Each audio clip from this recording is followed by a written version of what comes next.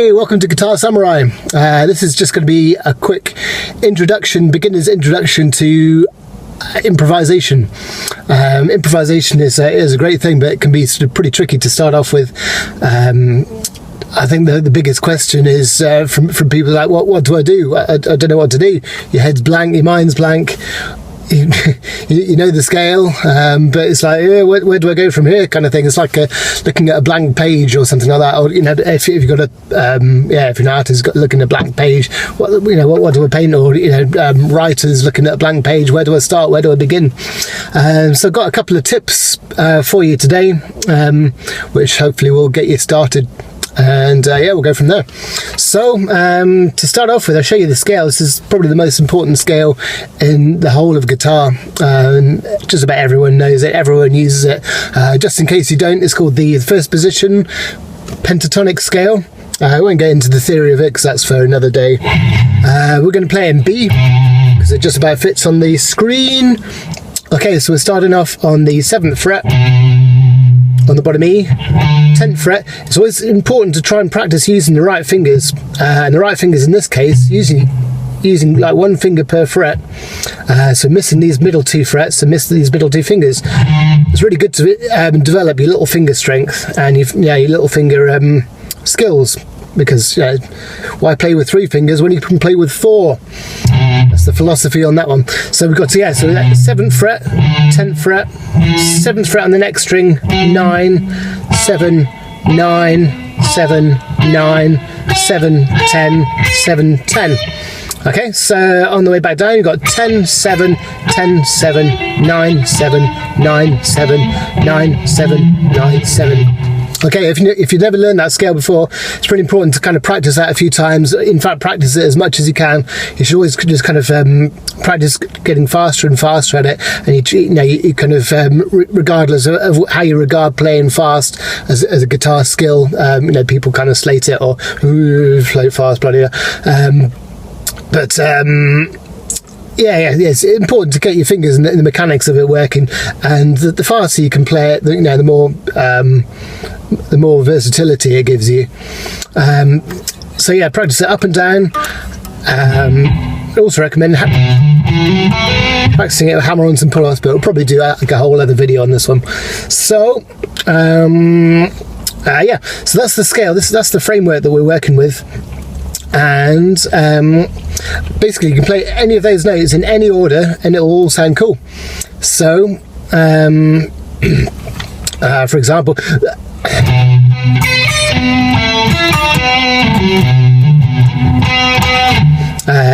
you can't go wrong. Just stick to those notes, it's all good. Probably one tip that I'd give you is not to be sort of too random with it. The last one was kind of all over the place, and there's probably people that can make it sound good and ways to make it sound good, but on the whole you want to keep it sort of pretty pretty slim, and it kind of localized to one sort of area, and from there you can sort of branch off and you can do some high stuff or do some low stuff. But to start off with, the next kind of tip, or possibly the first tip, is just to really kind of limit yourself just playing to 3 strings. The 3 strings I'm going to pick is these 3, starting on the A string, 7, 9, 7, 9, 7, 9.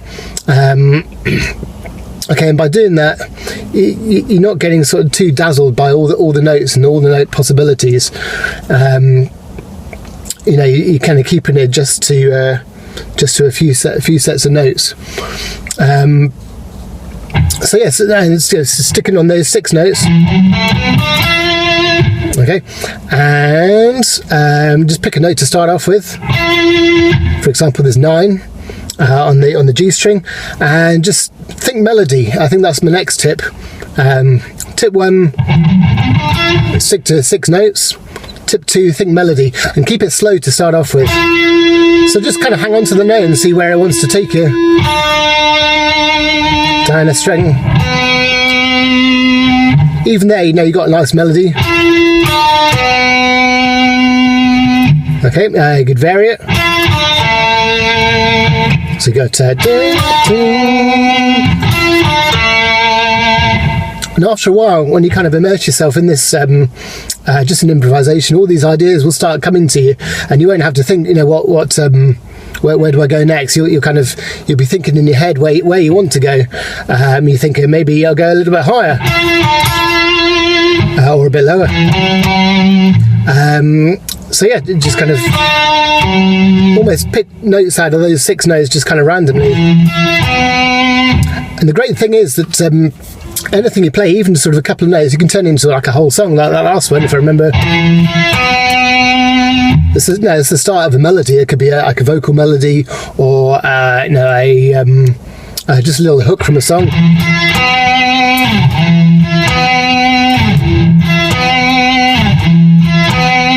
No, you got something kind of going on there. Obviously, you'd have to sort of develop it.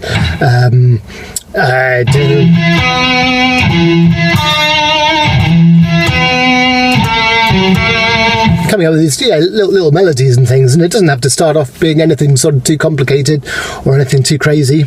But then once you get sort of happy with those sort of 6 notes, try and vary the rhythms, things like that. You can stick in a couple of bends.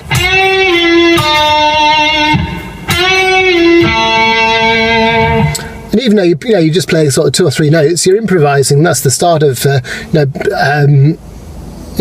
start of your improvisational journey. From there, you can sort of branch out down a string. Once you get comfortable with those 6 notes, add an extra note, add an extra string. Oops, that sucked.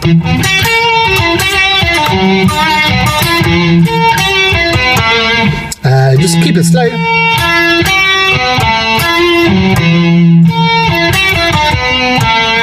Okay, and as long as you stick in those notes, as I say, you're never going to go wrong.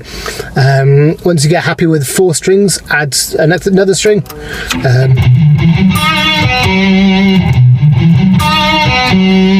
It can be good. Repetition's always a nice thing in music, and that gives songs an improvisation sort of form.